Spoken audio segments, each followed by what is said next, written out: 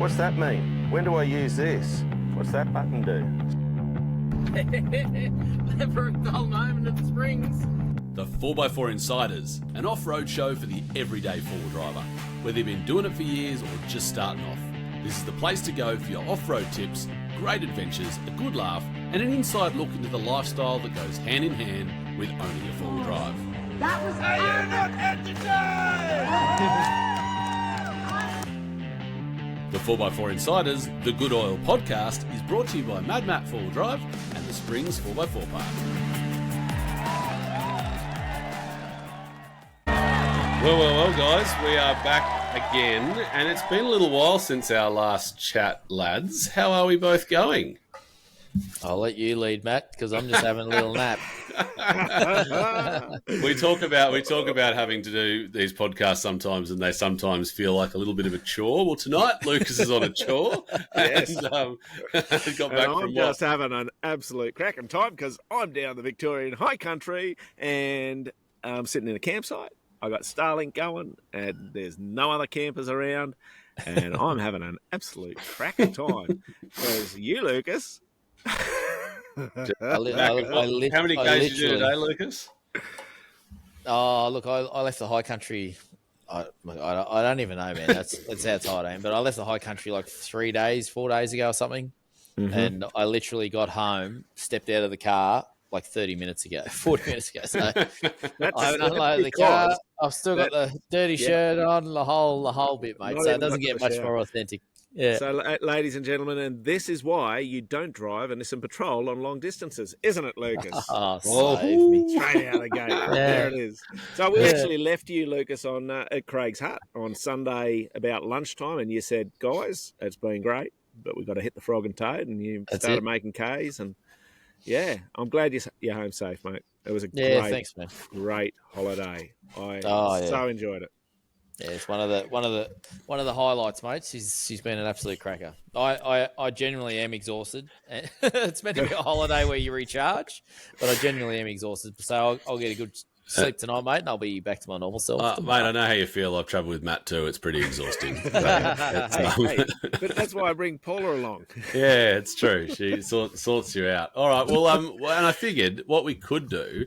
I almost thought about changing this on the fly and doing a high country special, but I thought, you know what? Let's put that aside and we'll do that. We'll do that in the, we might do that even after this one. We'll just see if we knock out, see if Luke has fallen asleep or not. And if he hasn't, Fair chance. we'll go for it. Otherwise, Matt and I will just roll with it. And every now and then we'll hear Yeah, in the side. My advice is stay tuned, Lucas, because if we're rolling for it, you're going to cop it bad. Oh, it's good. It's good. All right. Well, let's roll straight into the first segment of the podcast, which is this one.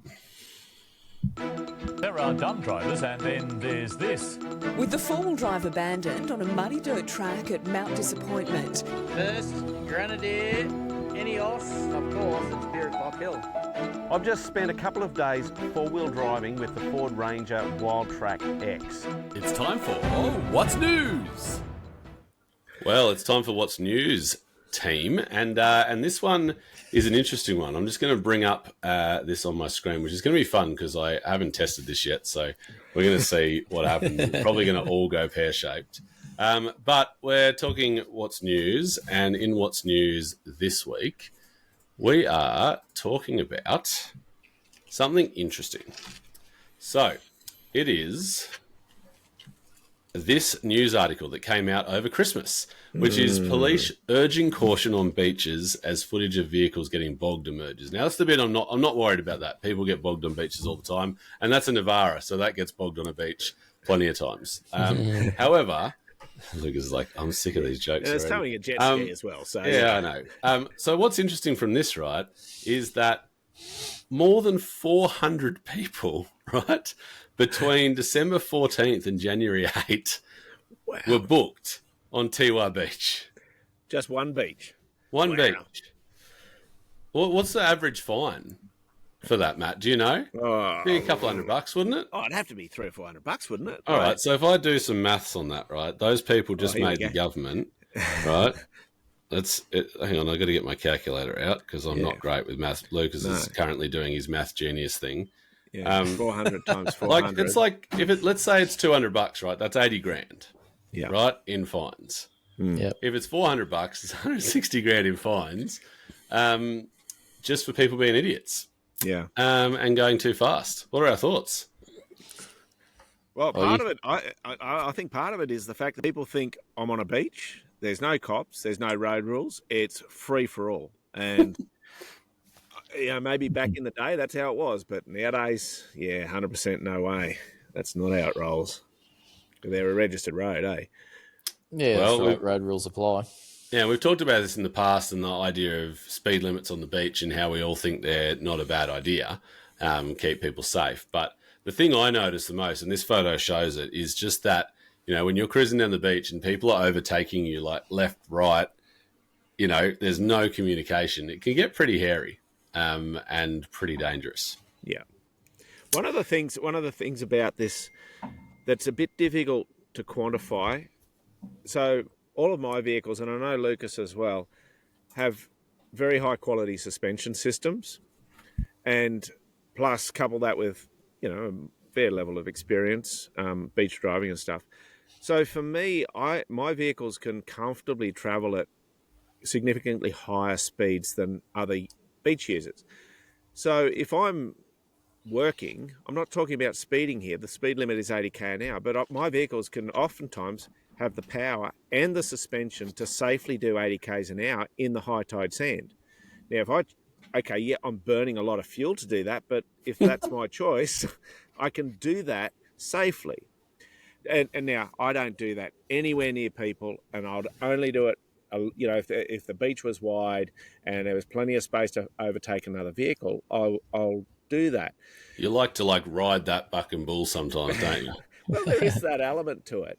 And I know that some people would look at that and go, that's just carelessness, but they don't understand the context of what it's like inside my vehicle, where the suspension is doing the job. Let's face it, you watch a trophy truck doing 100+ mile an hour across a desert, and the whoops that they're travelling over, their suspension can handle it. Now, that's an extreme example, but it's kind of that concept. Whereas, you overtake Ma and Pa who've got their stock standard vehicle that's overloaded, and they can't do anything close to the speed I'm talking about. Anyway, I know that's probably a little bit of a controversial opener there. Lucas, what's your take on that, man? I think I think you're right. Like, the biggest problem is perception of the four drive community, right? And the people that have just come into the four drive community, whereby they think, I've got four drive, I can go on the beach or the bush for that matter. I know this is about the beach, and then no rules apply.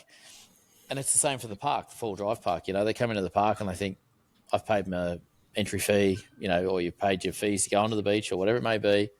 That's my entitlement to do and treat it however I please. And that's probably where it all turns to custard, because obviously they speed, don't have seatbelts on, and we know what my thoughts are there. Yeah. It's written all over my face. Drink driving, and there's just no consideration. And the other side of that is people are in such a rush. You go to the beach, you're not in a rush when you go to the beach. You're there to enjoy some nature. It's a beautiful place. You don't need to be yahooing and getting it airborne, and because this is the problem, and the reason we're getting kicked out of these places, I believe, is because of the rat bags that are going in there, treating it like their own personal racetrack, and not just having a bit of common courtesy for not only Mother Nature itself, but for all of the other beach users. No, totally agree with you. And talking about this, it leads us to our next part of the news segment. And I want you to have a look at this video and let me know your thoughts. Is he having another crack? He is. He's going to send it again. We've got some volume there, Dave. Probably haven't turned. Hold on. Let me start this again. I will share with audio this time. System audio, that one. You're getting flash. Okay. All right, guys, let me show you this video and tell me what you think. Oh, I think she's got better on him. I think she's talked him out of it. That's an 80. You know, I reckon that patrol behind really wants to go, eh? He's going to do it. He's away. Oh, look at the people. Oh, the gear change ruined him. The gear change ruined him. That's what it was. I think it's definitely. It's not. a Toyota badge on the front. Well, it's not Oh, the yeah, fact whatever. that there's 37-inch tyre holes either side. It's not that got him. It's the other stuff. And if you go back through this video, we keep watching. I'm surprised people are getting around the rocks the other way. It must be real low tide to be able to actually get around the other way, because I don't think I've ever been there when you could get around the front of Gala Rocks. I think I've been around it once. But what's crazy about this, right, is old mate gets through, right, and then the next guy in a Ram's like, oh, I got this. 80 didn't make it, but I'll go with an IFS front car because that's heaps heavier, and it'll make it. Yeah. Look at all that traction flying out the back of the car. No idea. And then Lucas will like this last bit. After this is True Blue Recovery, obviously they do the recoveries down there on Fraser, and this is who's put this video up. Right. He's pulled him out. Made his first million that day. Yeah. True Blue Doodle is a good bloke, that fella. Yeah. It's a nice looking Unimog as well, actually. Yeah, Scotty, I think his name is. Sorry about the shaky footage. It definitely wasn't me filming this. It's doing my head in. I'm kind of getting glitches, but we all know the clearance on a Unimog, right? Portals, all that stuff. The width's a bit of a problem, but I mean, he's got everything going for him, i.e. portals, low gearing and all that, but also the width is actually to his benefit because he's pushing Probably sand driving down the into the walls. tracks. yeah, it's true, actually. All right, so tell me this, right? We're going to stop that there. Tell me this.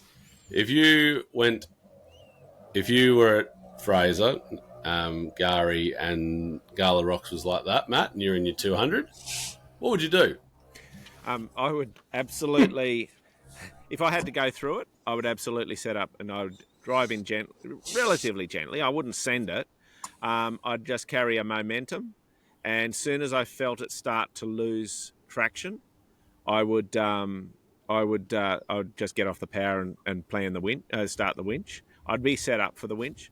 But the other thing I'd probably do, if I, assuming, sometimes in those places you're better off just to call it quits because everybody's there and it's just not worth the hassle of, the peer pressure, so to speak. But the other thing I'd do is I'd walk along the trench, just using my feet to push sand down into the wheel tracks and fill the tracks. I'd walk one way, stamp it in, walk the other way, stamp it in.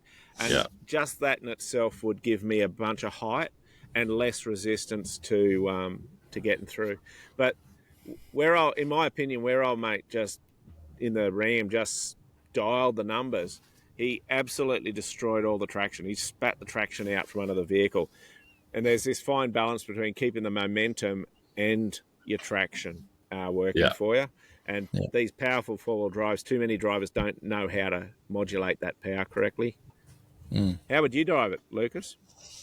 Well, just like I just want to start by saying, for those that couldn't see that video, because it's very hard for them to understand what we're looking at here. So we've got Gala Rocks, which is a trench basically that's cut right in deep, and these guys are flogging through there and digging out wheel ruts, to the size of whatever tyres on these vehicles. So and everyone's getting stuck, and each car is just making it worse and worse and worse. So that's the context. Hopefully the context of what we're That's talking right. about We constantly forget that this is we on forget audio about only that. sometimes. The very first car that never made it was a Toyota. Just point that out. But anyway, Right. Okay. The patrol didn't even go in there. He just drove around.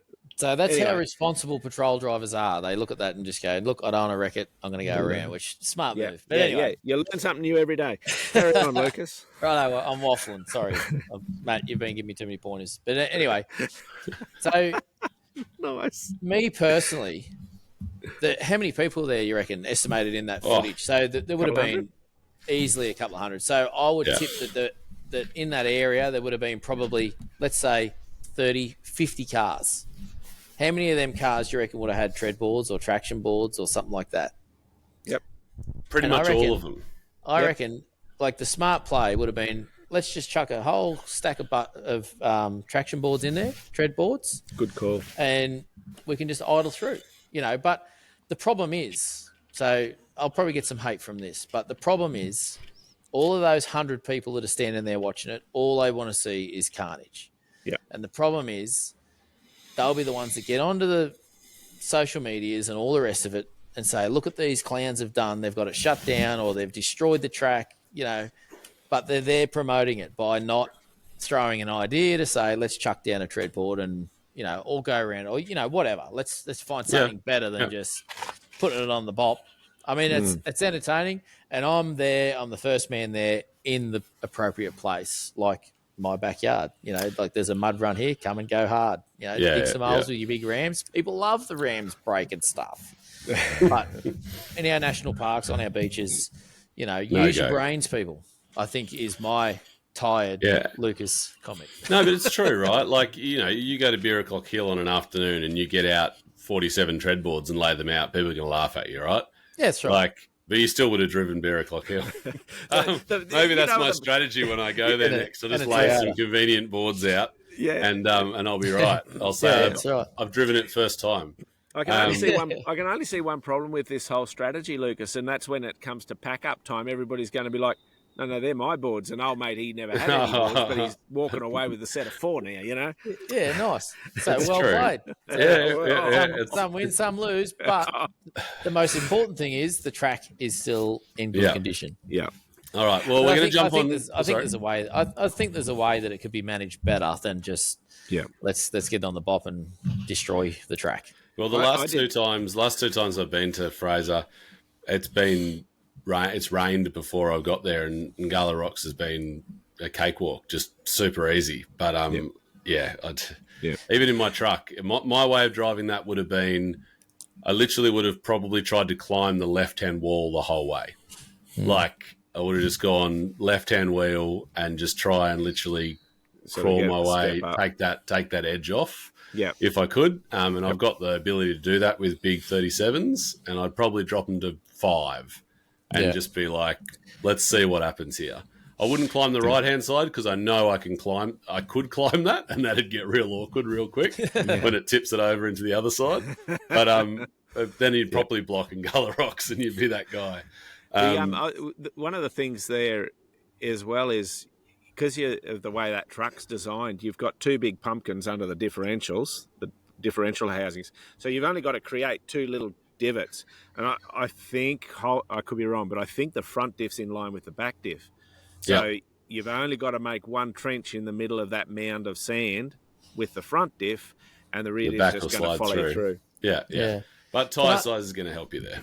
Yeah. Can I ask one question? And that's just me not knowing, but Gala Rock, right? It's like coffee rock material, so it goes underneath hard, right? Yeah. So it's hard sand, basically. Is that right? Like with a bit of clay content or something? Yeah. So these cars have gone through, just turned it into a swamp, right? So it's pretty well impassable.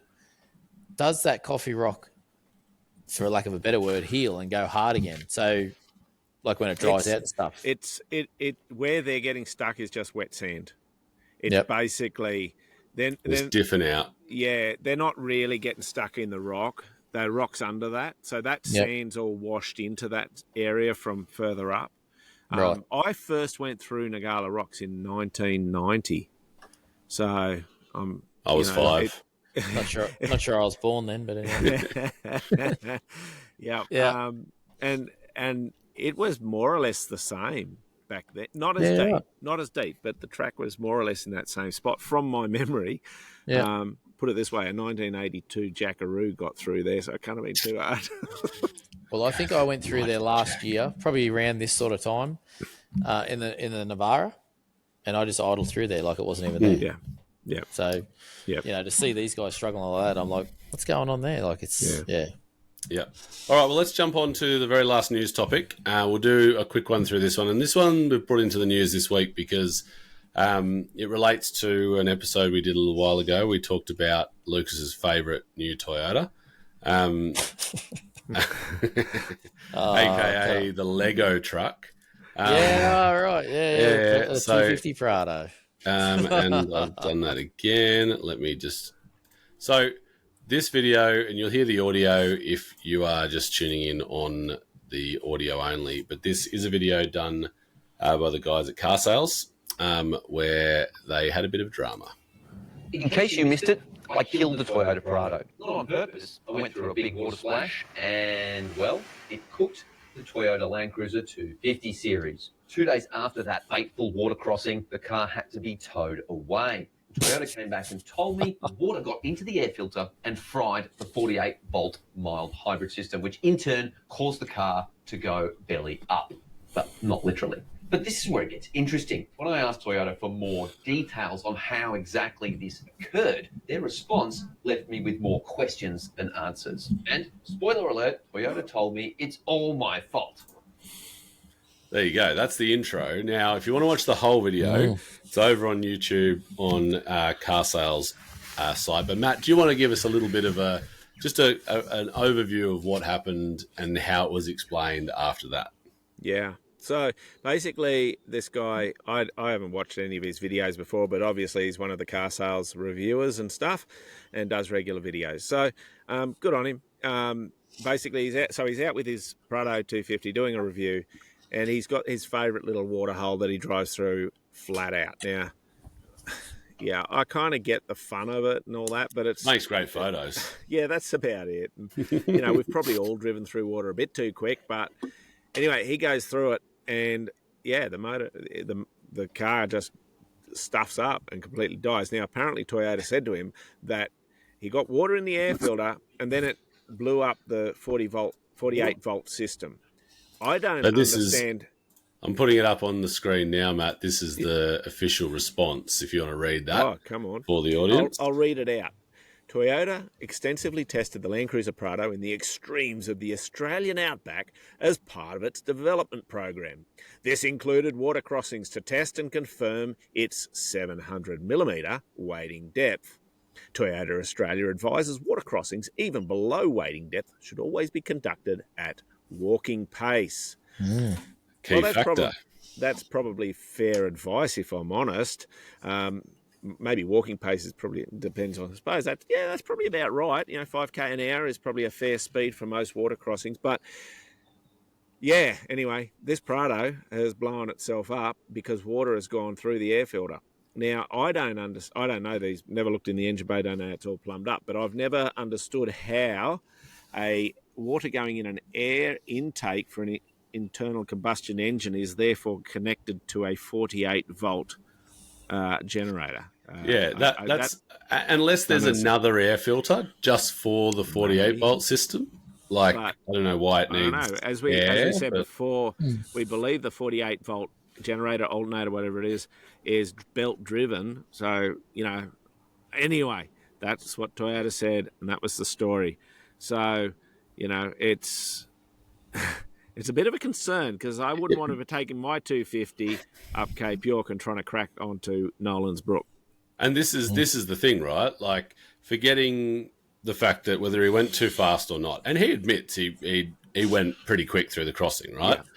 Yeah. He's not pretending he didn't, but he's done that with previous Prados, with Defenders, with all kinds of vehicles, right? And they haven't died. So the question is, this next Cape York season, right, which is coming up, we're in the wet up in Cape York at the moment. The Prado only came out just when the season finished. How many of these are we going to see on tilt trays coming out of Cape York? Like, probably would you take one up there? Prados. Oh, come on. Normal number of Toyotas. Prados. You know who'd be able to tell us, though, Matt? No, I wouldn't be able to tell you, but I suspect... Woodsy, mate. Woodsy would tell us because he'd watch them go past his door. Yes. Everyone that goes past, and he'd be gutted the whole time. He's probably got a little counter, one of those silver little counters, and he's got one of them for Rams, but he'll have to get one for Toyotas now. Yeah. we should ask him his opinion, actually. So look, I just think now that was something I wanted to raise.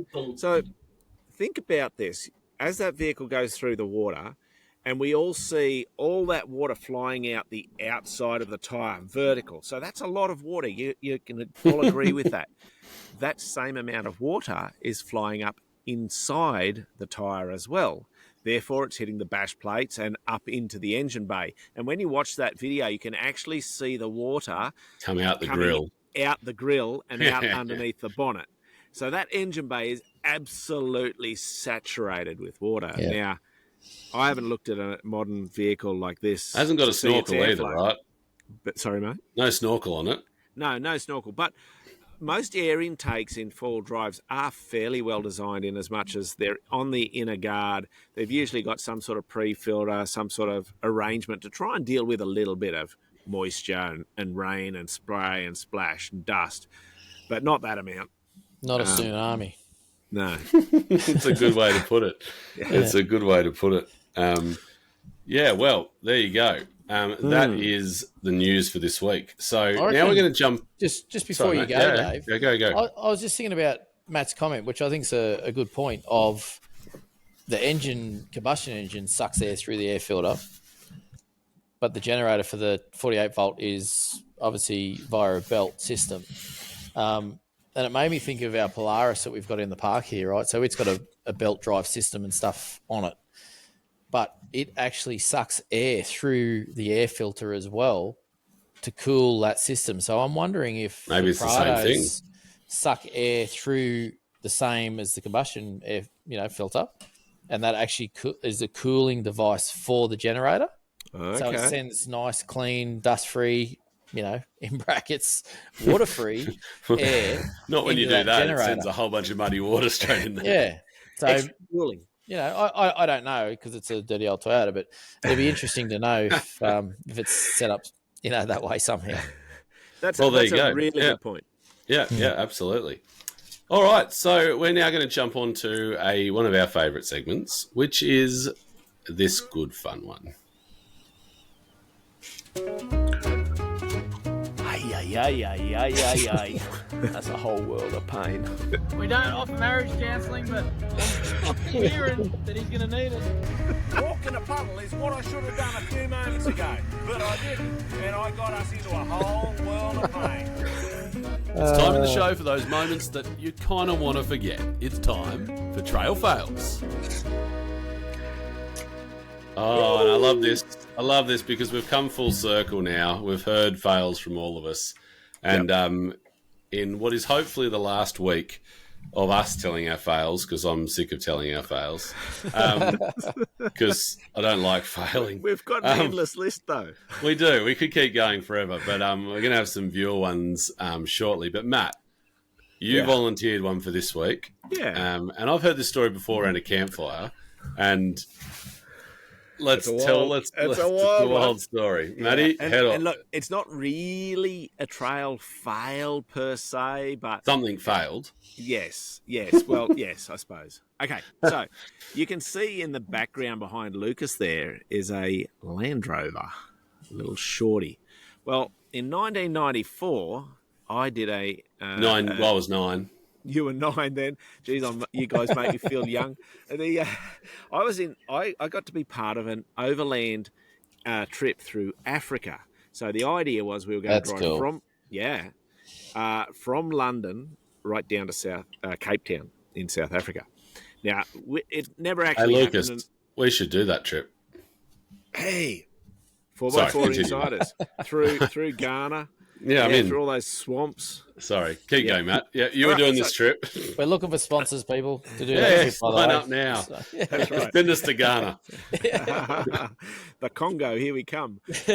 So we're going to do this trip. Now, I won't go into all the details because we'd be here all night. But we were in the Sahara Desert section of this trip, and we had 3 Land Rovers. 2 of them were ours, and a couple of French fellas had joined us as well in their Land Rover. They were all Series 2, and they had from memory, it's a 2.4 4-cylinder petrol motor. They were all running the same sort of deal. That's perfect. Okay, you got 2 spares cars. That's right. They wouldn't give me the spares. But anyway, I get this call over the radio. I was driving the lead vehicle, and I get this call over the radio. Hey, Matt, we need the stop. The car just stopped. All right. Oh, okay. I'll come back. So I meandered back and start doing diagnosis. And the motor won't turn over. It's just the motor's stopped. I'm like, so what did it do? Any noises? Whatever? No, nothing. Okay, so I start pulling things apart and trying to turn it over. Nothing will turn. It turns out the exhaust valve in one of the cylinders had dropped the head off the exhaust valve. Now, nice. Yeah, that's not supposed to bang around inside a motor. So we're in the desert, okay? We are a day's drive from a town called Nouakchott. And so we're a long way from anywhere. And I've got a cylinder head off this motor, which is destroyed. The head I can't restore it. It's bent, it's busted, it's got cracks all through it. I've got a piston which has got holes and cracks all through it. I've got a conrod. I've got a conrod which is bent as well. And so I'm like, oh, what do you do with this? Now, as an interest, You throw it in the bin and you get a new one. Yeah, just around behind that cactus bush. Yeah, well. There was a bloke with a towel on his head, and he had a spare. Anyway, I've actually still got the piston, and I'll show it to you boys one day. It's still got Sahara Desert sand stuck in it. It's pretty cool. Now, so we had to fix this thing. Now, I honestly didn't know what to do, but we knew if we left the vehicle where it was, we wouldn't have a vehicle left there. So we decided that a couple the team would stay with the vehicle, which is damn scary when you think about it, because like if we don't come back, they dead. And True.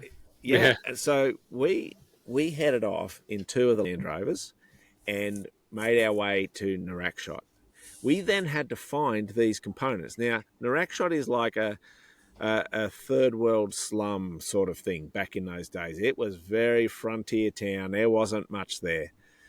We were very fortunate. We met up with this fellow who was, we'll call him a taxi driver.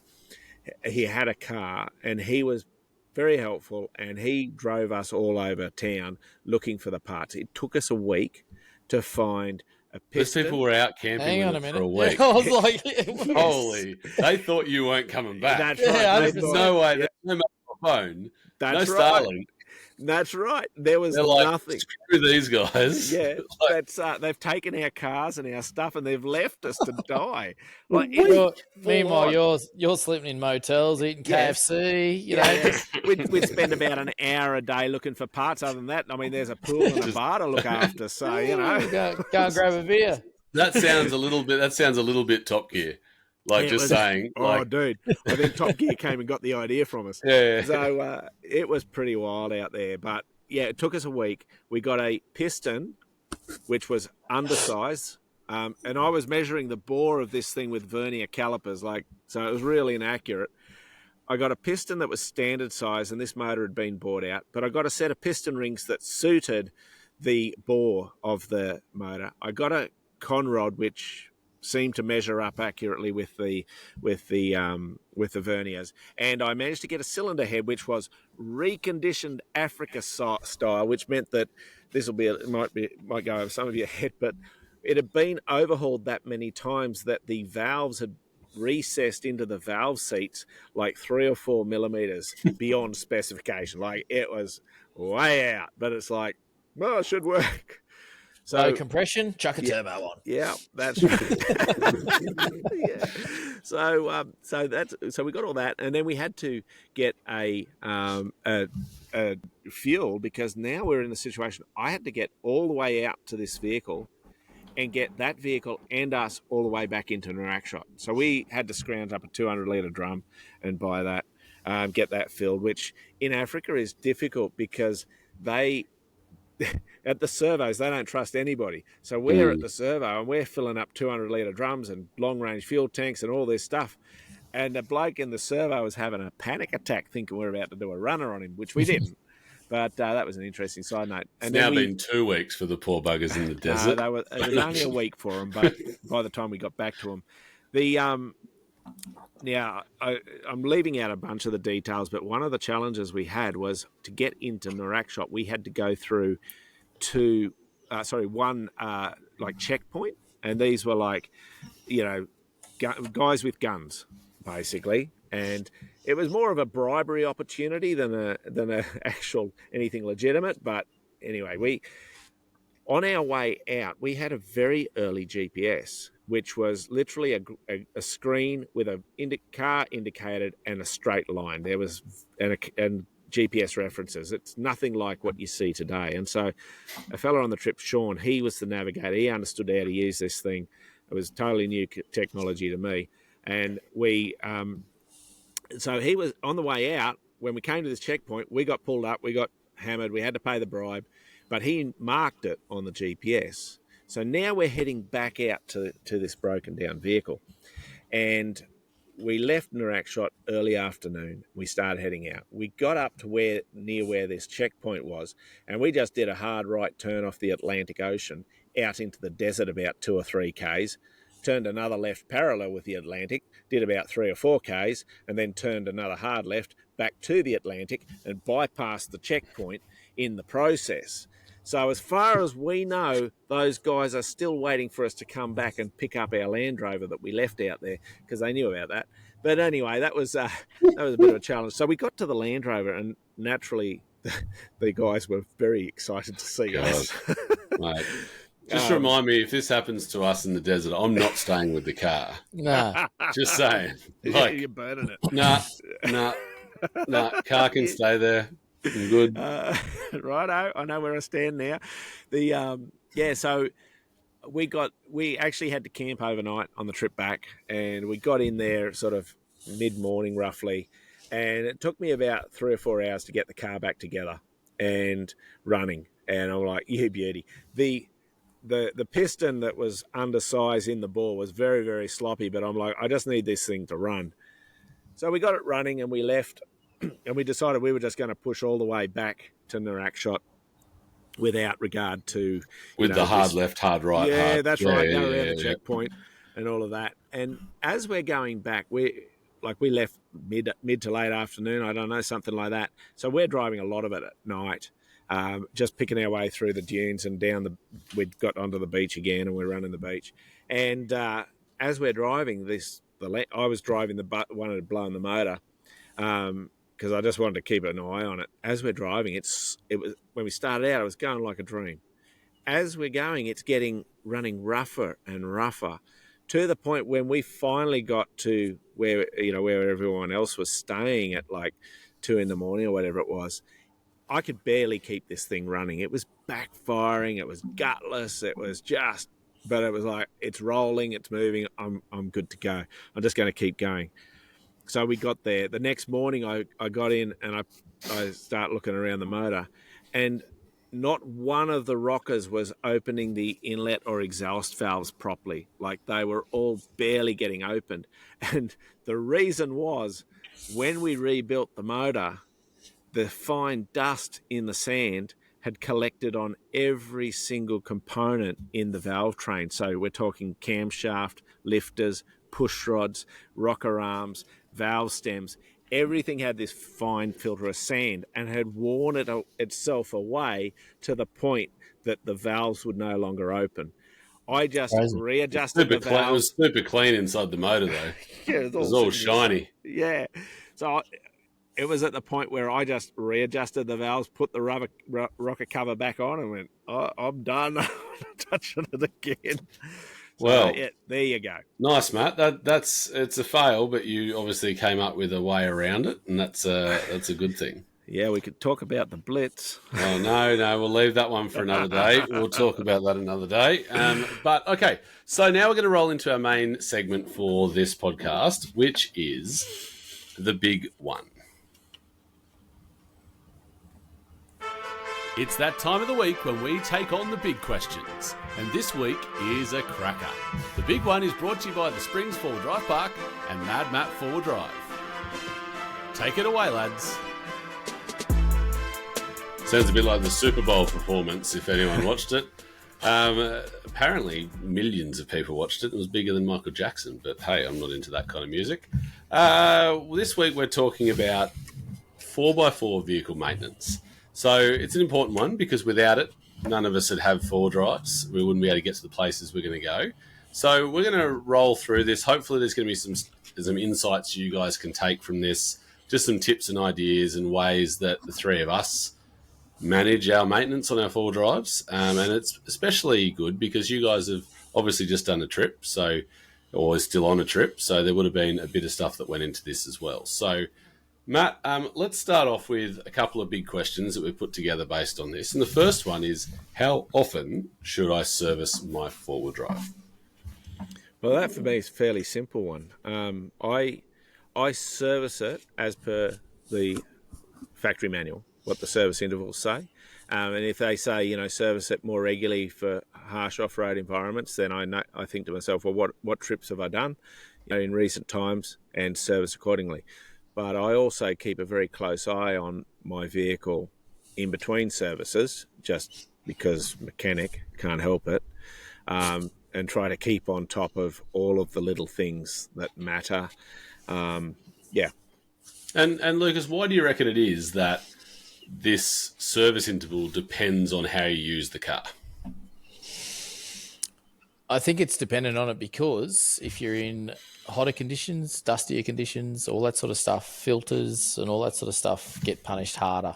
So obviously, like an air filter is the simplest one to talk about. Like if you're driving it up and down the highway, there's no point changing it every 10,000 or 5,000 Ks or whatever the intervals are. But if you're driving it across, some bull dust road for 3 or 4 days, well, you probably want to do it more regularly. Otherwise, you're going to suck that dust, or there's more chance of that dust getting into the engine, and obviously the engine's going to starve for air. And a perfect example of that is I've just come back from the high country in a brand new Y62 Patrol. So I think it's now got 4,000 Ks on it. I think that's what I clocked up. Yeah, far out. Yeah, in nice. 2 weeks. But missed a couple of services. halfway through the trip, because we hit some bull dust sections, I actually pulled the air filter out of that car and gave it a quick blowout with the air compressor on board from actually the back of Matt's car. So I just did that as a precautionary, call it a service if you like, but we've been on the dust. Let's do an interval service on the air filter. And so you travelled at the back of the convoy pretty much the whole time, Yep. and we did probably 1,000 Ks through the high country, maybe a little less, something like that. But from memory, you blew the Y62 out, but when you blew the Navara out, which was travelling second in convoy, the Y62 had considerably more dust, if I remember watching that correctly. Yeah. It makes sense. It's eating double the dust, right? Like, yeah, it gets slammed. When we do filming trips, it's I will regularly tell people every day to do filters or blow filters out, because the nature of filming is I want, when I'm doing my drone shot, everyone really nice and tight together. That looks really good on the drone, but it's really, really bad for everyone's air filters. And Matt would have experienced that on Exploring Off the Grid this year, being behind some big trucks that love to kick up a bit of dust. So there was a couple of moments. Matt actually did a really good piece in one of the episodes about dust and how you don't see what's coming ahead. But that's really important. Now, I want to jump onto the next bit here, which is talking about service intervals, because what I've noticed recently, and especially with my truck, is a massive increase in service intervals. So it might just be the truck thing, but I've seen it in more modern cars as well. My truck's 25,000 K service intervals, right? Like, I can't do that. I do it I've halved that and do it every 12 and a half. And that's still a lot for me, because I was brought up going diesel, four-wheel drive, every 5,000, that's the rule. Yep. Like, that's just the rule. And I used to do that, my 80, my 100, my 79, 75 series, 76 series, every 5,000 religiously. That's what I was taught. What do you think about, why do you think these service intervals are getting longer? And is it a good thing? Maybe go Lucas first. I'll give you my take on it, mate. I think from a diesel perspective, diesels are now running a lot cleaner. Yep. So you got less carbon and all that sort of stuff going through the oils. So back in say TD42, which is my GUU, it doesn't have any of the emissions, and it's just an old clunky tractor or forklift engine. And like you can put brand new oil in it and drive to the main camp and back, which is like 3 Ks. Drop that oil out, and it will be black as your shirt, or black as night. Like it is black. So filthy full of carbon. Whereas the Navara, for instance, so brand new diesel, modern diesel, you do 20,000 Ks in that, drop the oil out, and it's still crystal clear. Like it's the carbon emission that goes through the engine oils and stuff isn't there anymore. It's through DPFs and EGRs. So instead of it being dumped in the sump, it's now on the intake and all the rest of it. But that's a conversation for another time. So that's number one. I think the oil filters nowadays are a heck of a lot better as well to what they were previous days, like the microns that they can do and all that sort of stuff. And the surface area of a filter now is much bigger the way they're designed from previous times. So that's probably dropped it out a bit longer. And so you reckon it's heavily technology based? Yeah, and capacity, oil capacity as well. I think capacities have been stepped up a little bit as well. So obviously if you've got more capacity, the oil's going to last a little bit longer. And the technology in the oils themselves, like oils ain't oil. So, all of those things have contributed to blowing out those service intervals. But me personally, I'm the same as you, Dave. Like I've been, it's been pumped into me 5,000 Ks diesel, bang, bang, bang. You need to get all that carbon, all that filth out to get them to survive a little bit longer. Yeah. Well, see, I'm probably a bit the opposite in a sense. So when I used to be a heavy diesel mechanic, one of the engines I worked on was an 8,000 horsepower generator. It was a V16. A piston and conrod assembly weighed 500 kilos. So it was a big sucker. That was actually up in Weipa in the power station. But we never actually used to change the oil. We used to filter the oil, and so it had very good centrifugal filtration on the system. But we used to do oil testing. So we'd get a sample, we'd get it tested, and then we would monitor that. And pretty much the oil didn't really wear out as such. What does wear out is the additives and such in the oil. Why we change the oil in automotive space is it's not worth the hassle for the $40 it is or $60 it is to change the oil.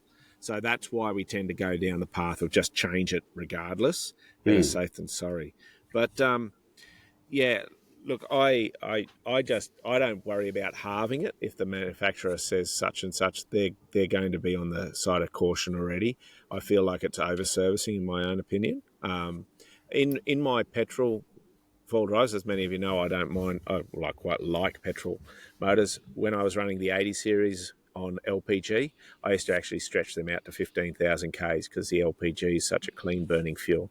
And never had the motor that I just took out of the race car had, well, I don't know, a huge amount of Ks on it. Had never been off, still ran like a freight train, and I'd been racing it for 5 or 6 years and treating it nasty. So my question is this, Matt, because this is something I do, and it's thinking about it now, I'm second guessing myself, but in that middle service, right, that I do, I do literally. Sometimes if I don't have the time, I'll just change the oil, right? Yep. But is that pointless if we're not changing the filter? No, that wouldn't be pointless, in my opinion. What can happen in oil filters have a bypass element inside them. So if they block up, they'll just bypass and won't filter anymore. So you shouldn't starve your engine of oil. There's because of that system. So you're just changing, I'm just spending money for the sake of it, really. In my opinion, you're just over servicing it. If I easily say 25,000 Ks, I tell you what, I'd be getting every single one of those Ks under my belt. Because I imagine it's probably like, 15, 20 litres of oil, is it? It's about 21, yeah. It's not a small lot of oil. Man.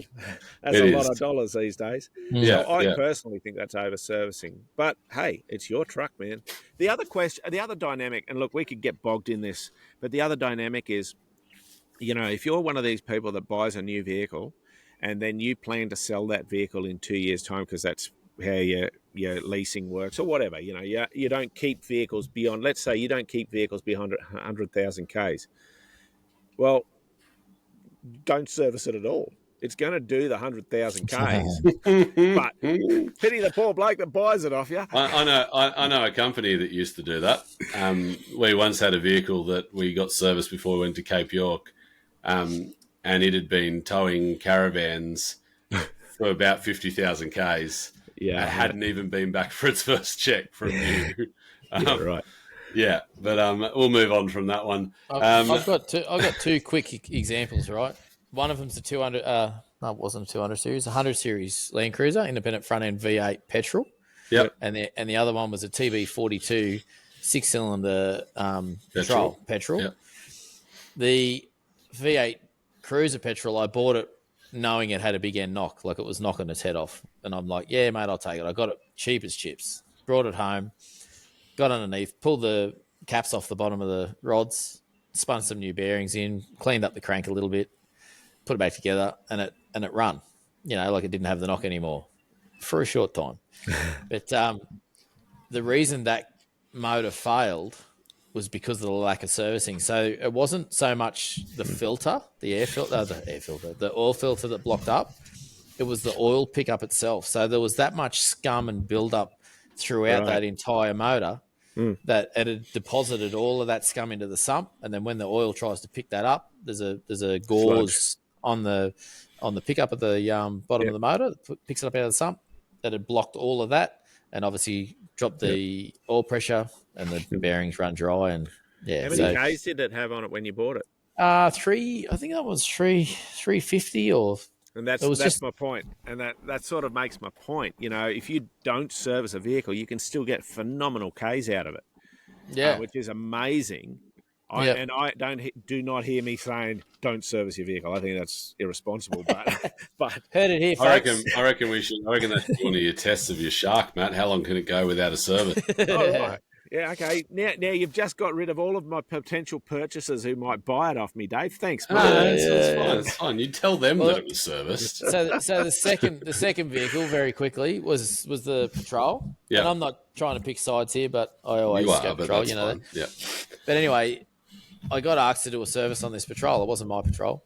I'm like, yeah, no dramas, mate. So, and I always do things, you know, as thoroughly as I can. And I looked in where I was about to put the oil in. I'm like, oh, that looks pretty ordinary. And you could see on the bottom of the cap, it had a bit of burnt, you know, yuck on the bottom of the oil cap. And this guy just bought this car. So I pulled the rocker cover off it. And I kid you not, it was solid. In there was solid. The rockers were moving inside this solid, like, jelly type stuff. But I would suggest that vehicle probably had been serviced once and put oil in it, but they'd never taken any oil out of it. So it had just built up and built up and built up, and it was just solid. It was still running. It was still running. It didn't even knock or anything. Like, it sounded sweet as. But yeah, it was just the bottom of the cap. I was like, oh, I might have a look in there. So I actually cleaned all that out and used a Milwaukee vacuum cleaner and sucked it, you know, chipped it off. I mean, that's right through the whole motor. Like, you'd have to, you'd almost, you know, the old trick used to be to run a bit of diesel in the motor to, you know, clean them out.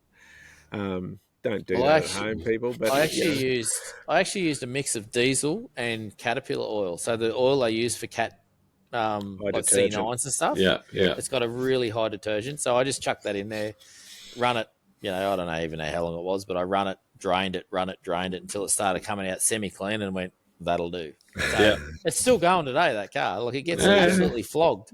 It's on the limiter all the time, but yeah, it still goes. Cool. That's great. So normally my attitude when a vehicle's got a knock is just put a heavier weight oil in and make it go away. Diff works great. Wasn't the Blitz running on, like, I think the Blitz was running on diff oil the whole way across the desert. Pretty much. I think I was putting whatever I could get into it. It was like 85 W90 or something. Bit of cooking oil. It was good. All right, we're going to jump ahead now, and I want to talk, because we have been talking about oils.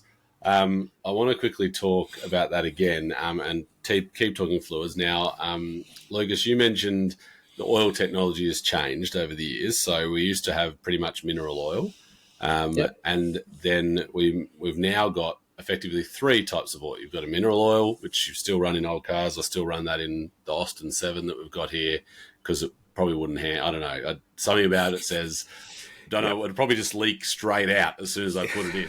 And then we've got synthetic oil, which is a blend, right? Because it's a bit of both. And then you've got the full synthetic, which is what a lot of the modern cars say they require.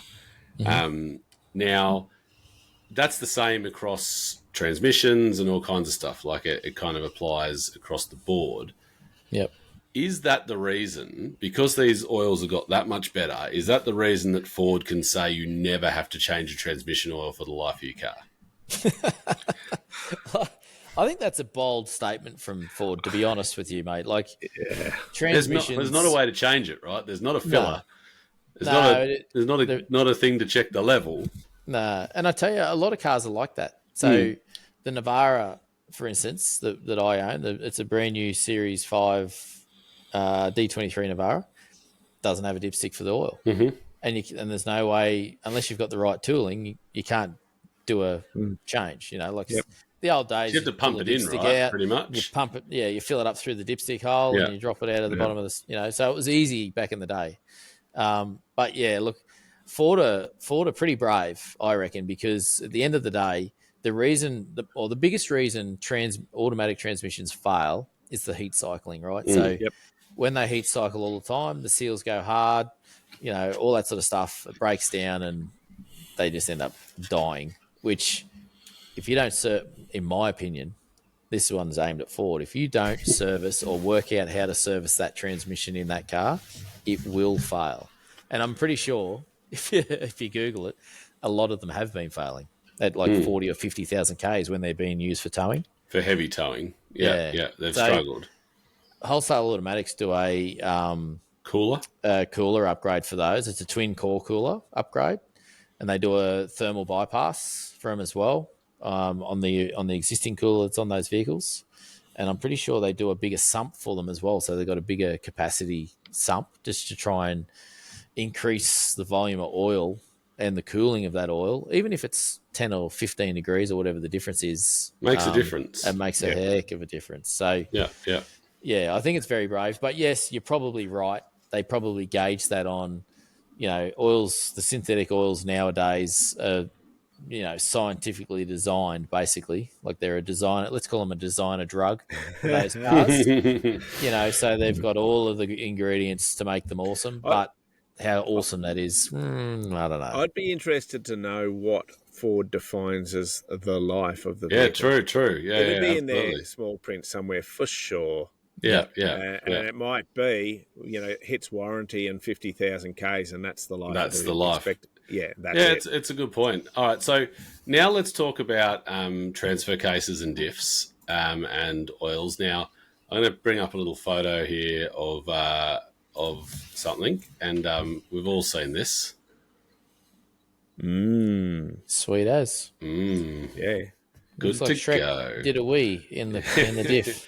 So what we're looking at is and this might be because it's got a weird kind of colour thing going on, but what we're looking at is very milky oil, right? That's what we're calling it. So it's oil emulsified.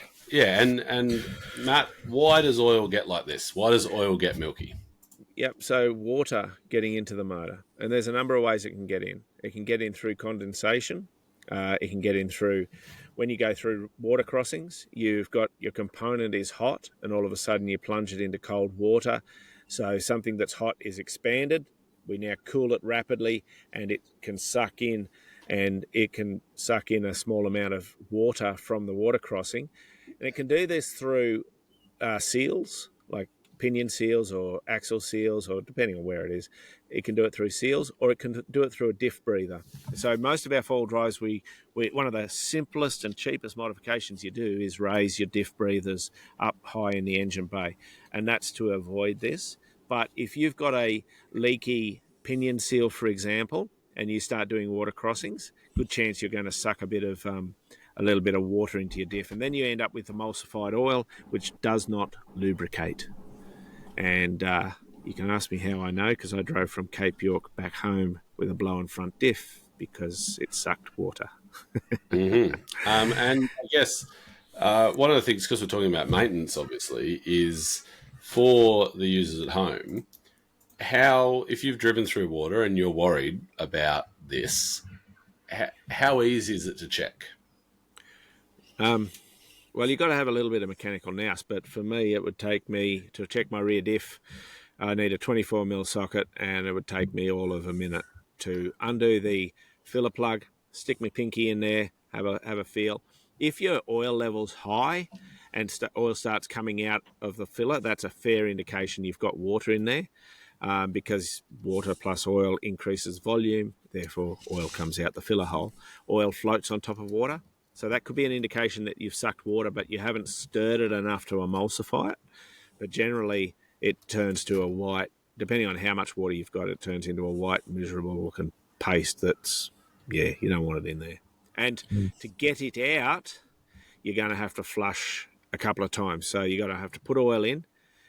When I have had to deal with it, I put the vehicle up on jack stands, and I just run the vehicle with no load, let that new oil circulate through and get hold of all of the emulsified oil, and then I drop that oil out, and I've had to do that 4 or 5 times before I'm getting just clean oil in the differential or whatever I'm dealing with. It's a fun one. No, I don't think the Blitz motor, Matt, will ever not have emulsified oil in it. That one reasons. Yeah, I started that up recently before I sold it, and the concrete mix that came out of the spark plug holes when it was running was scary. But moving on. So we've talked about diffs, we've talked about transfers, and that same thing can happen to your transfer case as well. Emulsified oil, pretty common. Transfer case breathers don't run all that high either from factory. In fact, if you look at some of the vehicles from factory, those breathers some of them literally don't even leave the diff. Correct. Some of them sit just on top with a little, folded over little breather that as soon as you go through water, it's going straight in. Lucas, we're going to go to you for cooling systems, because being a patrol owner, you're well aware of cooling systems. What are some of the things you got to watch out for? Well, sorry, I like that segue. It was pretty cool. What are some of the things you got to watch out for with your cooling system? Well, I think one of the biggest things that people miss is how important the fan shrouds are. So I've seen vehicles that have had body lifts and all that sort of stuff. So, I'm talking about modified cars, but a lot of people will just cut the bottom of the shroud out to make the fan clear or whatever. But those fan shrouds are part of the R&D and the design of that cooling system. And when you modify them and the air can get in from another direction, well, you lose the efficiency of the cooling system. So that's a big one. Make sure your fan shroud's in one piece and it's attached properly. And even the foam bits that seal the radiator to the radiator support panel or whatever it may be, they all need to be in good shape because they suck air through the radiator instead of going around it. Make sure the airflow through the radiator is not restricted by bugs, debris, grass, seeds, all that sort of stuff. And don't. I mean, I'm a terrible one for it, right? I've got 3 spotlights on the front of the Navara, so you got to be very careful that you don't overcrowd the front of your grille and the air intake for that vehicle. So when you're actually humming along, the air can flow through that car. But if you've got enough gap and enough space, the fan will generally draw enough air through that car. But I think that's probably the main ones. Just make sure your belts, your water pump, the viscous hub on your fan is super important. So if it's not, generally you can hear them when they I call it clutch in, those viscous hubs, and you'll hear the fan just sucking the air through. So if you can't hear that viscous hub doing its thing, generally it's a cheap thing to replace to help. On your Y62 we commented a couple of times, like when you got to the top of a climb you could really hear it roar. And my truck does that too. There's times you get there and you're just cruising along the highway and all of a sudden, because you're on top of the engine, and there's no sound deadening in that car at all. Sometimes you're just cruising along and you're like, what just started up under the car? It's there goes 15 horsepower. Correct. Straight away. The other question that's often asked is, what's the difference between red and green coolant? Go on, mate. Your turn. Oh, I'm glad that you're going to step up to that. Toyota. Toyota, That's Toyota- why start with. Toyota started it. Copy. Yeah. Toyota creates a red fluid. Now, I can't remember off the top of my head all of the technical side of it. And so you got red and green, and then two shall never meet. That's what I do know. Yeah. Yeah, You can't mix them. You do not mix them at all. And I suppose while we're talking about coolant, always run the factory coolant. But if you've got a Toyota and it came with red coolant, and you decide to change it over to green, which is a glycol-based coolant, go for it. Just make sure there's no red left in there. And the other thing would be, can you run an engine on just water? Well, the answer is yes, but only for the short term. Don't do it long term. And make sure you've got the correct coolant concentrate in your motor, and that'll make sure that you don't have it freeze. If you live in cold climates, you need to make sure it's right, or you can freeze the water in your engine, and that can crack the block and cause all sorts of misery. So there are some other more, fancy, like waterless coolant and stuff like this, which gives you better heat dissipation and stuff. I think, is it Lucas or someone like that does a waterless coolant? I've heard of people running that in a lot of vintage cars, because obviously, like same with the little Austin that I've got, I could put coolant in it, but I've been taught very sternly from the 102-year-old grandfather that just water. That's it. However, the waterless coolant makes sense because the water's just rusting everything that's in there as well, right? It's just rusting away. And modern coolants, motors, when you strip motors apart that have got good coolant in them or had good coolant in them, they're pristine inside for the most part. It lubricates seals in water pumps. It's just the right thing to do. Yeah. All right, let's jump on to tyres and wheels, because I think that's another important one that actually makes a lot of difference for people. And a lot of people don't do this. And I'm guilty of this. How often do you guys rotate your tyres? Try to do it every 5,000, and I might do it every all 10. of us. It's like literally, have you ever rotated your tyres, Lucas? Yes. Oh, thanks, Lucas. Yeah, no worries, mate. I did them on the 200 before I came on this trip, but I forgot to bring the spare into the rotation, so I got a brand new spare sitting in it. Okay, Lucas, you can have a turn now. Mate, I am very, very bad for it. I will put my hand on the heart and say, yes, I am useless at rotating tyres. But with the Y62, I know how important it is with all the independent suspension stuff on those things, and how critical it is to rotate the tyres to get some longevity out of them. So I will endeavour. I'll actually do a rotation on them now after the trip that I've just done, because it was 4,000 Ks.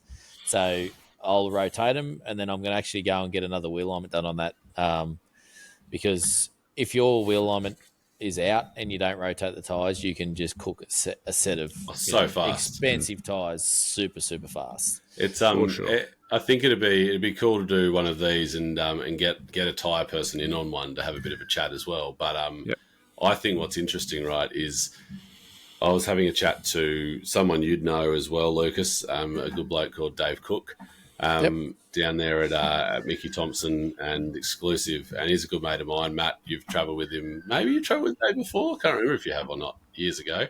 But basically, what he was saying is quite interesting. Is in Australia we've got quite unique conditions for tyres, because nowhere else in the world do people, except maybe Dubai or something, but they're all sand.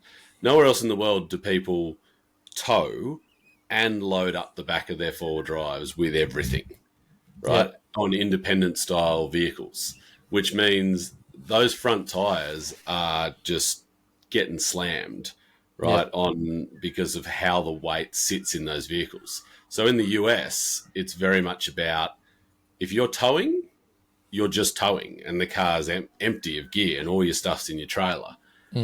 Whereas in Australia, we literally go, here's a 79 series, well, it's probably a bad example, let's say a Ranger with a canopy, with all the stuff in a rooftop tent, and then we put a caravan on the back of it as well. And not only are we putting way over rear axle loads on the rear wheels, we're also lifting those front wheels so that they're not actually running, as independent works, those wheels are tilting out as you're lifting up.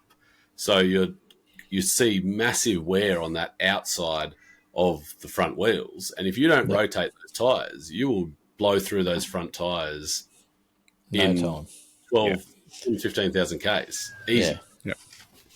Well, it's like a perfect example is the Y62, right? Because it's independent rear and independent front. So the way I've got that vehicle set up to try and get some longer life out of the tyres, which, funnily enough, is Mickey Thompson Boss ATs. Mm-hmm. Great tyre, but would still get absolutely cooked if you don't rotate them, look after them. But the way we've set up the Patrol is we've put drawers in the back and a fridge and all that sort of stuff. We've done a full wheel alignment at weight, and then we've measured the height from the center of the hub to the guard on all four corners. And I've put airbags in the back. So when I change the load amount that's in the back of that vehicle, I can actually run a tape measure on it, which is in the drawers, and go, oh, yeah, I need to bump another 5 pound into the airbags to lift the back up or drop the back down. And that obviously changes the geometry of the front as well. Yeah. So it brings everything back to square while you're carrying that weight. So it's, like if you like spending money on tyres, don't bother. Yeah. But if you want to save a buck, and tyres are just throwing money away because they're just, you're just frittering rubber up the road. Yeah. Do rotations, keep your wheel alignment spot on. And all that pressures. sort of stuff. Yeah, and I think pressures are key to that as well. I'm going to bring up a little graphic here, which I found quite interesting when I was preparing for this, which kind of gives it's more passenger based. But if we have a look at this, right, this is how you can kind of have a bit of a look at your tyres and see what's going on. Now, I'll talk this through. So the first one here says severe underinflation, and that means you got plenty of tread in the middle, but not much on the outside edges. Right? Overinflation, so too much air. You've got good tread on the outsides, but you're wearing it right down in the middle. And then poor alignment is when one side is wearing different to the other. And the one you can really, really tell on a modern IFS vehicle is if you run your hand over that tyre and the blocks are like up, down, up, down, up, down, up, down as you run your hand around, that's a massive sign that something's not running properly. And you need to straight away rotate those tyres and work out what's going on, or you're going to write those tyres off. You can kind of save front tyres by putting them on the rear, and they kind of can wear themselves flat again and get a bit more life out of them. But once they've gone to a certain point, they're thrown in the bin.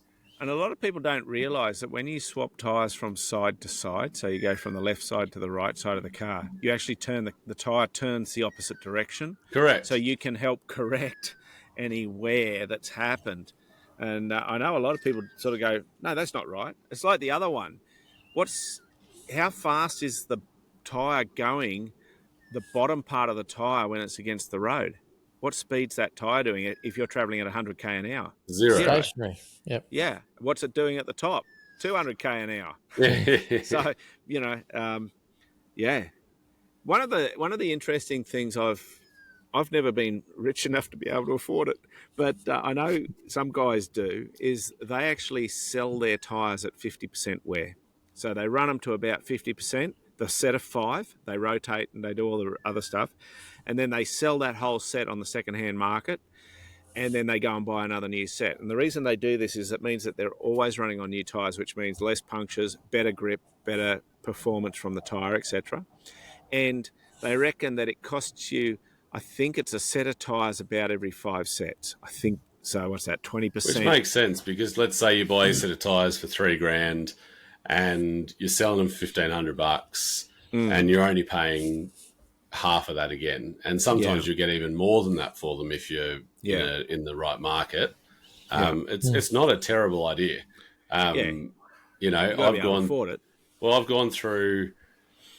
Oh goodness, my truck's now sitting at 75,000 Ks, and I have been through one full set and another 3, if that makes sense. So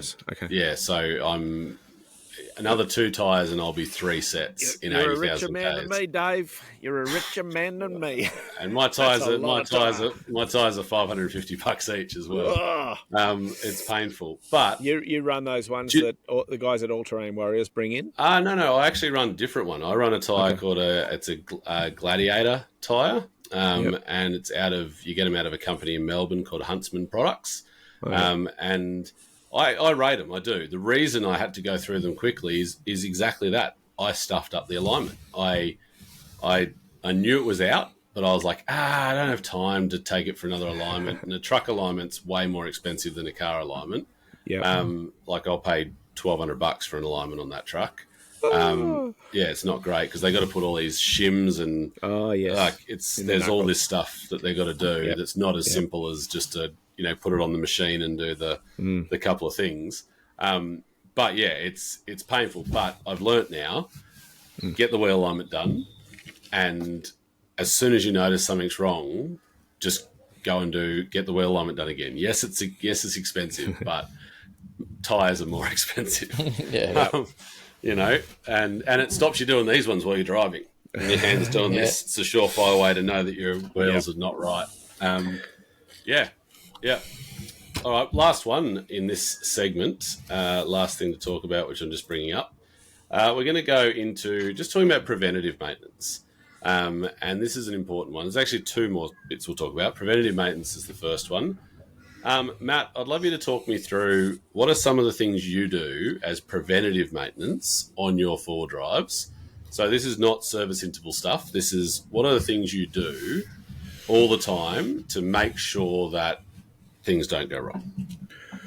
Well, back to tyres, I always try to keep good tyres on the vehicle. So I've got a relationship with Maxxis tyres, and I've found them to be an excellent tyre. I've had I think I might have had 1 puncture, but that's over thousands and thousands. I've ran them in Tassie on our vehicles. Right. They're good tyres. Yeah, I've found them to be a good tyre. And look, there's plenty of other brands on the market that are good tyres as well. Absolutely. So I've found them to be very good. So I always keep my tyres in mind. Wheel bearings and brakes and stuff like that, I always keep that stuff in mind. I carry spares for a lot of that stuff with me. But so I do. With regards to the after a trip, I always give the vehicle a good wash, and part of that's because I like the vehicle to look clean, but it's also a good opportunity to just clean off the mud so you can inspect if there's anything that's got broken. Has there something rubbed? Has there something that doesn't look right? And I often say to people, it's like just have a slow look around your vehicle. So it's a case of you might be an accountant and know nothing about cars, but you can become familiar with what everything should look like by doing a slow look regularly. And then when something's out of place, you'll pick up on it and go, that wasn't rubbed like that last time I looked, or that doesn't look like it's in the right alignment. And that can be an indication. So you take it to your mechanic and they sort it out for you. So I always do a slow look. I also do an inventory of what I've, like on the trip, I always carry a spare air filter, fuel filter, oil filter. Did I use that component on the trip? If so, I go and get a replacement, put it back in the vehicle so the vehicle's ready to go. I try to, and this is hard, but I try to keep my vehicles, especially the 200 series, ready to go off-road. And with the 200, go and do an extended trip around Australia, just go in, hop in and go. Changing an oil or something simple like that to meet a service interval. So I always try to keep the vehicle at that level of preparedness. Care.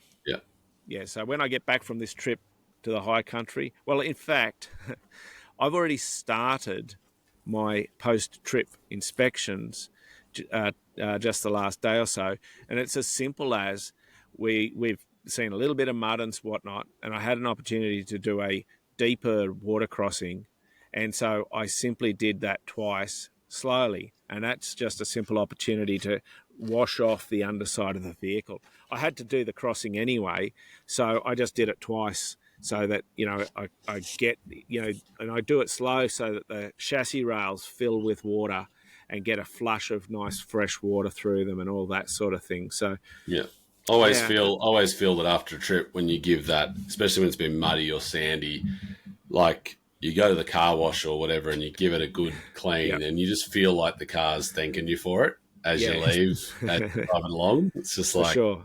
yeah, Yeah. I find that. Now, Lucas, last one for you would be just a little bit about your pre-trip planning. So pre-trip stuff you would do maintenance-wise for your vehicles before you go away. What are a couple of things you do? Matt kind of touched on post-trip then. What are the things you do pre-trip before you go away? So it's just a bloody good going over is the way I would put it. And what does that entail? Like tire pressure, check your tire pressure. So once your vehicle's loaded up, check your tire pressure fully loaded, cold tire pressure as well. Check all your fan belts, check all your fluid levels under the bonnet.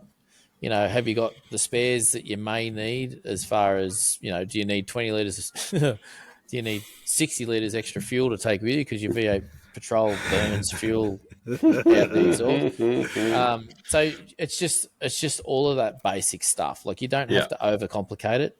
You know, if you've got a nice concrete driveway, you can lay down, have a look underneath. And as Matt was saying before, that'll help you familiarise yourself with what things should look like. That's a really, really good tip. Really good tip. And all that sort of stuff. So you look under there and go, oh, yeah, even if you want to take a quick video with your phone, and then if you're out in the scrub and like something's hanging down or you go, oh, that doesn't look right, you can go back to that video that you've done on your driveway when everything was perfect and go, oh, yeah, look, that was actually zip tied there or clipped off there or it's been torn off that, or, you know, so it'll help you identify where it goes if it's a hose, and it'll also help you identify, oh, no, I've got to get somewhere and get that fixed if it's not something that you're capable of doing yourself.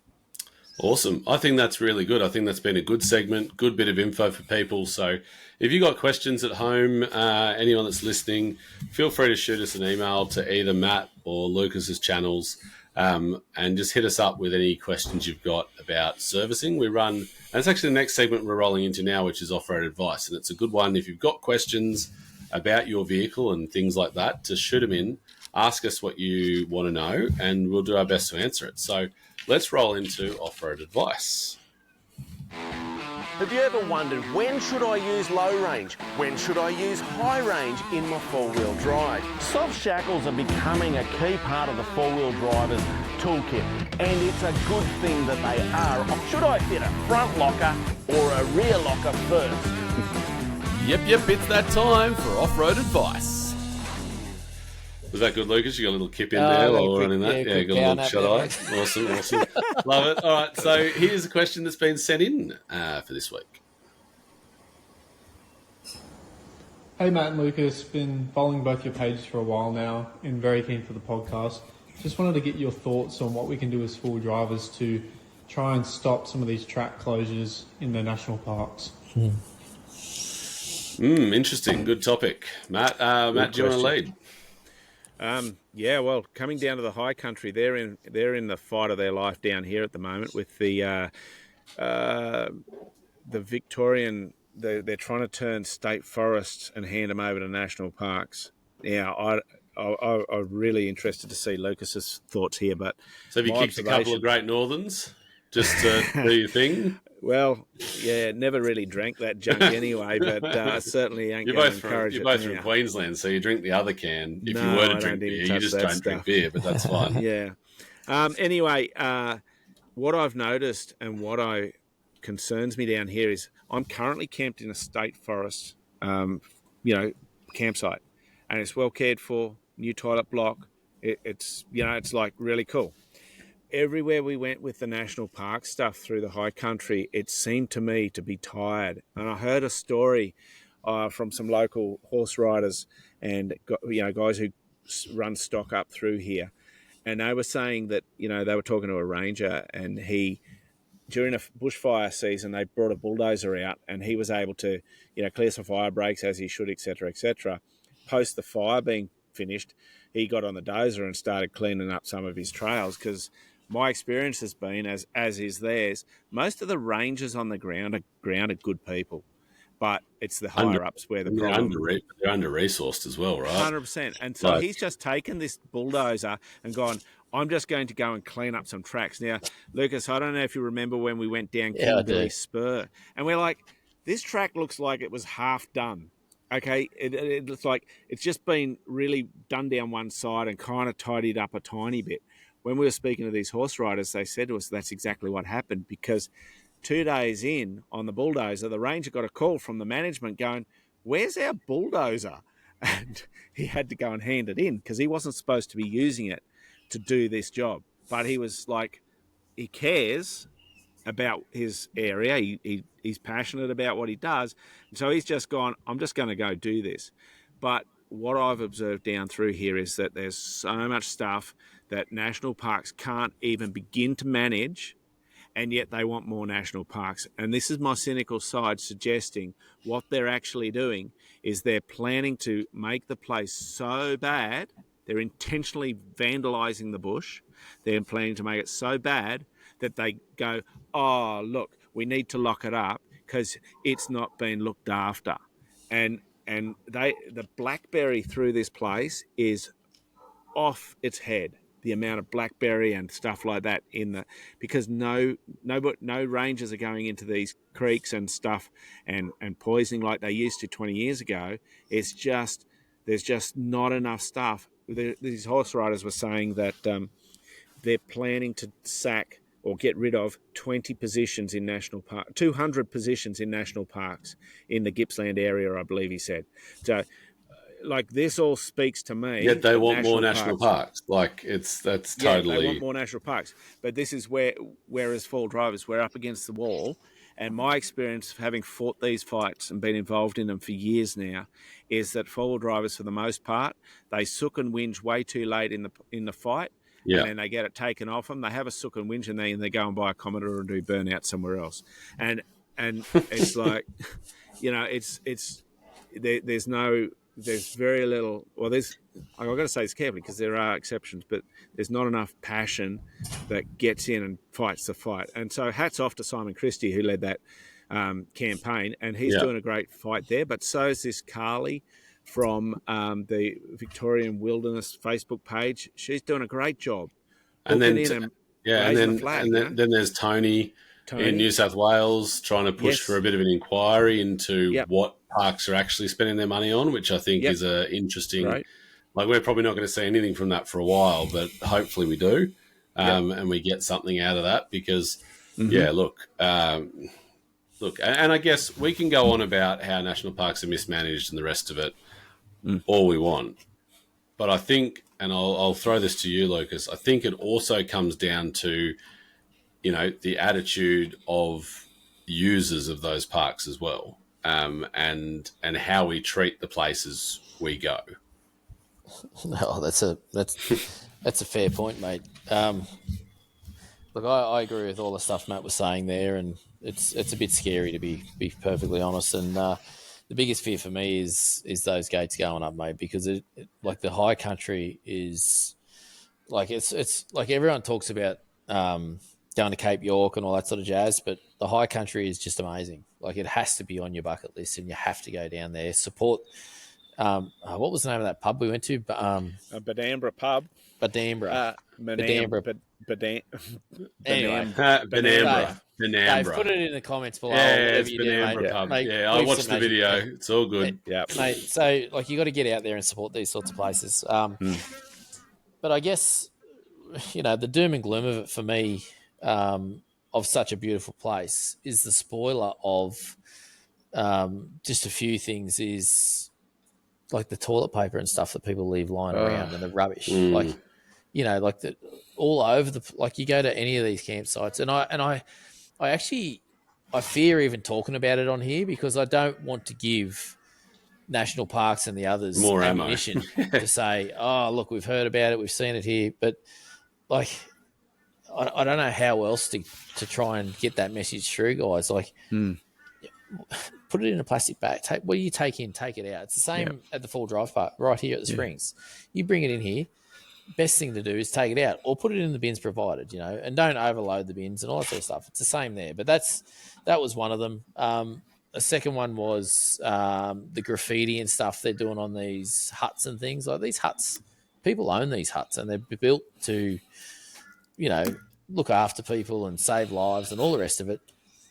it doesn't need your graffiti. I don't care if Steve was here in 1927 or whatever. Like, it's just disgraceful. Like, go there, cherish it, leave your footprints in the dust. That's it. If you want to put a sticker on a wall, do it at the Banana Pub. Yeah, and they'll invite you to do that. Small donation. We started that. I know. That's what I was saying. Yeah. So those are two of the things that I see the most stand out for me, and just all the other normal. I don't know if it's normal, but just the general stuff. Put your fires treating out. it like. But the thing for me is, it's like treat it. It's a hard thing to say, right? I say treat it like you treat your place, right? But then some people treat their place rubbish, right? That doesn't always work because most of us aren't like that. I actually really like, Lucas, you have a rule at the park that I think national parks should take on. And that's you do it, you're done. Like, do the wrong thing, you're done. Yeah, that's right. I think that's a great rule because, and look, I think to some degree there should be some, it's a hard one, right? Like, and I know your rule's pretty strict and it's a good one because if your mates are being idiots and you're not policing your mates, then it applies to the whole group, not just one person. You're all out. Yep. And that'd be tough for some people when they're not the one involved, right? However, it only has to happen once or twice, and people get the message, and they don't stuff it up again. Yep. That's right. Yeah. I'd actually like to throw this out there. Now, I suspect that this is going to fall in absolutely deaf ears. But if anybody from national parks, if anybody from national parks is hearing this, come on our podcast. Yeah. We've got pretty significant audience here.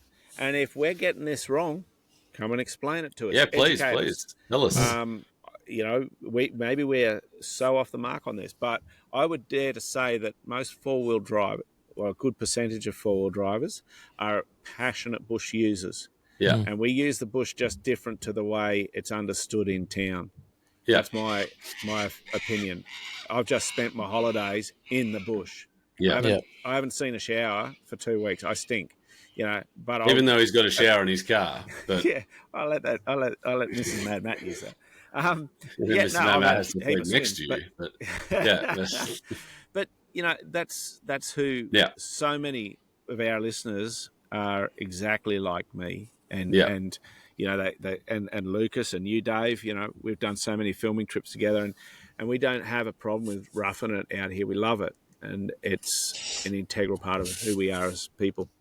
Anyway, all right. I love it. I think that's good. Hopefully, that's given you some information. Our good mate who sent that one in. One more segment. We'll get out of this episode. Everybody, I know it's been a bit of a long one. We're rolling into this. That's all we do, Dave, is long ones. It's all about adventure. That segment where you find out the best places to visit, the best campsites, the best tracks, and all the places you want to go. Right from the insiders. This segment is brought to you by Expedition Accessories. Well, this one, Dave, has to be you, man. You're the expert of Tasmania. Matt, do you want to read the question out? You want to read the question for us? Yeah, all right. Okay, so, hey, insiders, I've been wanting to plan a trip over to Tasmania as I hear it's got some proper A-grade wheeling. What are your tips or suggestions on where to go and what are some of the best tracks are? Oh, yeah. Oh, this goes downhill. I drive a Land Rover Defender 90 on 35. Hey. Of all the Defenders, I do have a soft spot for a 90, right? There's something cool about short wheelbase, like on 35s. Like capable. Mate, it's like a shorty GQ, right? Yeah. Except heaps less reliable. Basically, but it looks cool, right? Yeah, it looks cool. All right. Well, I don't think have either of you guys been to Tassie? No. I went once in a Subaru Outback towing a camper trailer, so we didn't go full driving. Yeah, copy. All right. Well, this one's I guess it's gonna come to me. But so I've done Tassie. I've got Rellos over there. I'm not from Tassie. See, 10 fingers. No, joking. I want to see the Tasmanian scar folks. on your shoulder No, where it's they fine. took the head off. No, like, I love Tassie. It's one of my favourite places, and honestly, I would love to take both of you to Tassie to do some proper A-grade wheeling, because honestly, there is some of the best proper good wheeling tracks in Tassie that I've ever driven. First time I did Tassie, I did it. I did Tassie with my dad in an old 1980s Range Rover when I was about 15. Well, then at least we know Land Rovers can do it. Yeah. We just did the runaround and had a look around, but we went to a couple of nice places. But my first big four-wheel drive trip over there was when I worked at Four Drive Action magazine. I went over there with my 100 series, live axle 100 series, twin locked 35s, the whole kit, and I loved it. Now, if you're talking about some of the best places to go, so I'll give a couple of tips. Best tracks to drive, you have to do Climbys Track. Climbys Track is proper awesome. We did it with the Off-Road Adventure Show with our series we did, which was 90s Tourers Tackle Tassie. And we did it with Jamie and his Land Rover. We had a GQ Patrol that Leash drove with a hardcore camper behind it. And we had Borgie's 80 series, chopped 80 series with another hardcore camper behind it. And man, those campers got beaten up, but they made it through. They did pretty bloody well. And yeah, it's a proper good track. And there's a couple of different options on it. Like there's some little offshoots that you can do, and you'll see it on all the videos. The 24/7 guys regularly do that waterfall climb that you may have seen. That's the one where Sean nearly rolled it. Yeah, like it's big time. It's sketch, hey. Like, and you don't. If you do Climbys Track, you don't actually have to do that climb. In fact, it's suggested that you don't. They put a bridge in to stop you driving that. The first time I did Tassie, the bridge wasn't there. That was the only way to do the Climbys Track, and I drove it in my 100, and it was by far the scariest drive of my life, because the whole time you're driving, that car's tipped up to the driver's side down, and all you can see out that window is 200 plus meters down into the ravine.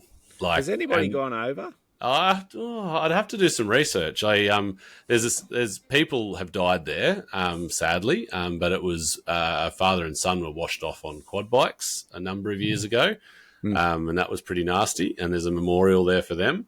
But that's probably the bit. But with Climbys, what people don't, and this is another hard bit we talk about, is with a lot of the tracks in Tassie, they've copped the same problems with people just making their own track. Because they can't get through or it's too hard. So they just go wider and wider and wider and make another track. And how that country works out there is it's black soil. When you go outside the tracks, it's nasty. Like, honestly, just line it up, drive as far as you can and winch, pull yourself through or get smart about it. Don't try and... Yeah, but that Climbys Track's good. I'm only going to mention two other tracks because otherwise I'll be here all day. Lake Spicer is a really awesome track that's there. And once again, it's one that it's not many people think about or know about, but it is a really beautiful track. You actually have to get a key from Parks to access it. You go and get a key from the office. You let yourself in. They only let X amount, like book it in, because you only let a certain amount of people in. It's the same with another track called the Sawback Range Track. Both of them, you have to get a key and then you return it at the end. They know who you are and they'll know if you stuffed it up. But good. It actually makes a difference because the tracks they're still proper good tracks and hard to drive, but they're looked after. That's so good. And the other one a lot of people talk about is one called Lake Cumberland. Now that is off Climbys Track, and it's proper A grade. Like, I wouldn't take my truck up it. I would, I'm talking, the first part of the track's cool. We did it when we were there for Off-Road Adventure Show. We drove the first part up to where it kind of does a big switchback. And that switchback is like, think Matt, like a 180-degree switchback on boulders, right? Like, if you get that wrong, it's over.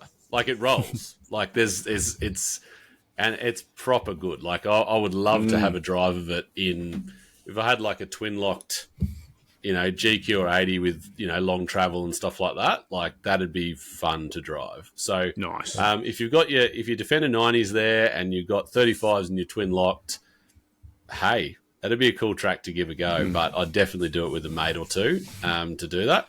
And the very last one would be just a fun drive is Montezuma Falls. Really cool track to a waterfall. And if you take there's a kind of a separate track that goes out of that proper muddy and good fun as well. So that's all. The only other thing I'd say. How long should he allow? How long should he allow if you wanted to tackle all those tracks?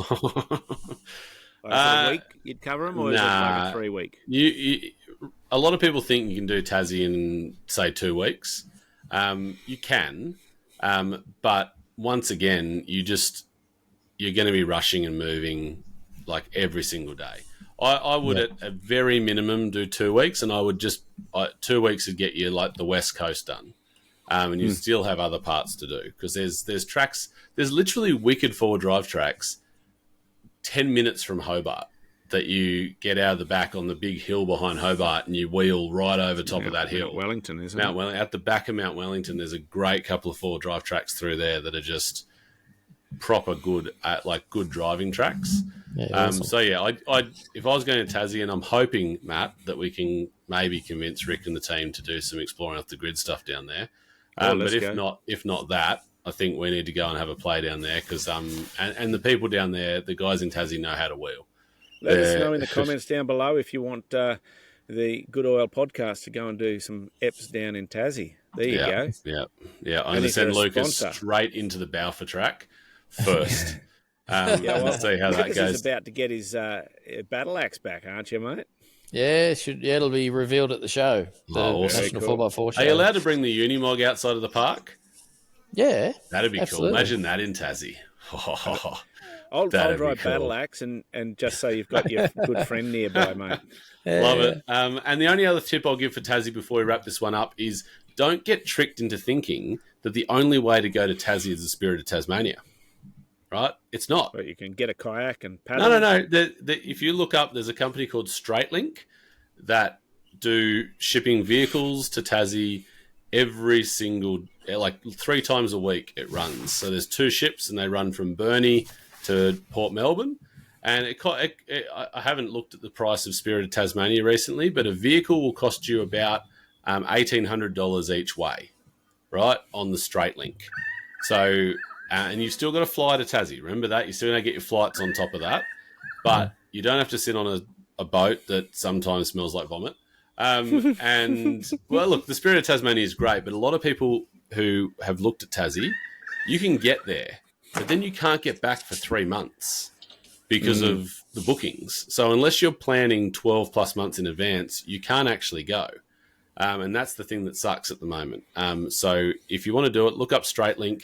The only flip side of that is the rule is they're obviously trying to stop people filling the car with personal effects. So plan to have your clothes and all that kind of stuff traveling like you would on a plane. So that, if you got stuff in your drawers and stuff, it's not a problem. But if your thing's packed full of your pillows and your blankets and that stuff, they may have a problem with it.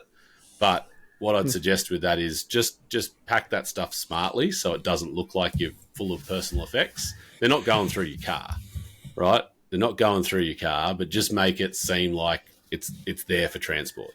And you'll send it over. It'll cost you a little bit more, but you'll actually get over there and back. So that'd be my big tip for Tassie is look at other options. There's not just the Spirit of Tassie. And when's the best time to go? July? How do you handle cold weather? Not June, July. Honestly, the best time in Tassie for me is very similar to same as you go the high country, right? It's this time of year. It's through summer. March. Yeah, so summer into or spring into summer, definitely. Winter in Tassie can be real rainy, real cold, real wet. But then the great thing about Tassie, it's like Melbourne on steroids. Sometimes you'll just get snow in the middle of summer because Tassie. And that's kind of part of the fun of it. Like it's proper wild west down there on that side of Tassie. Yeah, cool. All right. Well, that is us for this week. We're going to wrap this up. And I just wanted to put it out to the audience once again. If you've got any feedback, you've got information, you've got questions, send them through. We've been running for a couple of episodes now, so if you think it's rubbish and we should do something better, tell us. We're always happy to take constructive feedback. Any final words, Matt, from you before we wrap this one up? Well, mate, I look forward to sharing our Victorian high country trip with people in a special series. And, Lucas, last words from you before you head off to bed for the night. Mate, just enjoy the adventure, and we'll see you here, same place, same time next week for an awesome good night, podcast. Lucas. Get someone to tuck you into bed. All right. Night, folks.